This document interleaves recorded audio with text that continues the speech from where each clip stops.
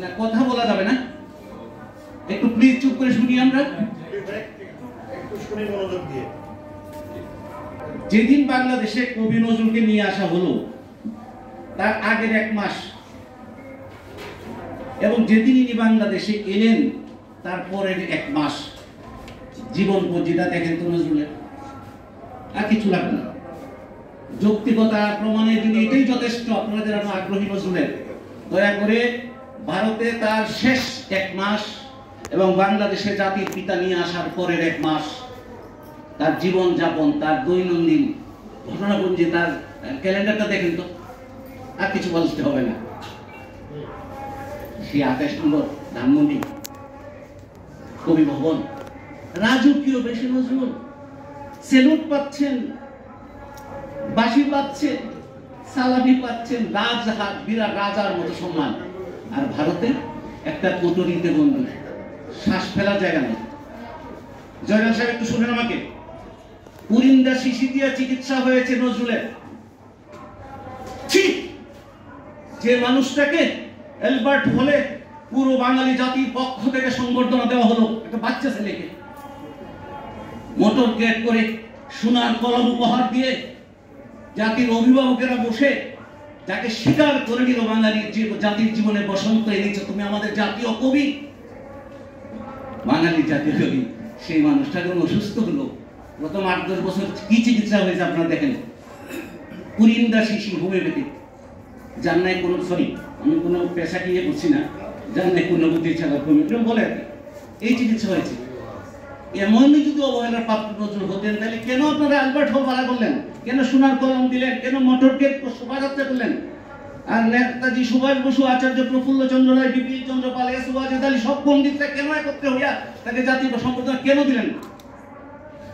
আপনারা এখানে নজরুল গবেষক ভর্তি আছেন বলে দয়া করে দেখবেন তো, বাসা বদল আমরা করি, টাকা পয়সার অভাব হয়, যোগাযোগের অভাব হয়। কবি নজরুল ওই ভারতের যতদিন ছিলেন সুস্থ জীবনে কয়টা ভাষা বদলাইছে বলতে পারবেন?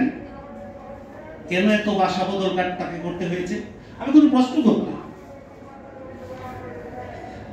আমি উত্তর চাইবো না, just to raise my questions. এত ভাষা কেন একটা মানুষকে বদল করতে হলো? ফেরারি অপরাধ কি ছিল?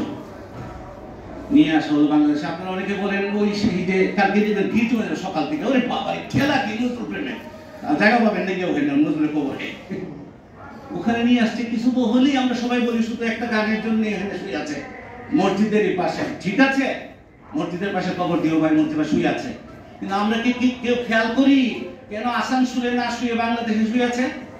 বলতে পারবেন কেউ? দয়া করে হাত তুলেন। সরি বলেন, চুপ করে কেন এখানে শুয়ে আছে? উনি স্বাধীন বাংলার মাটিতে ঘুমাতে চেয়েছিলেন। কোথায়? ভারত আর পাকিস্তান দুটি স্বাধীন দেশ না, ও দুটি দেশ হচ্ছে।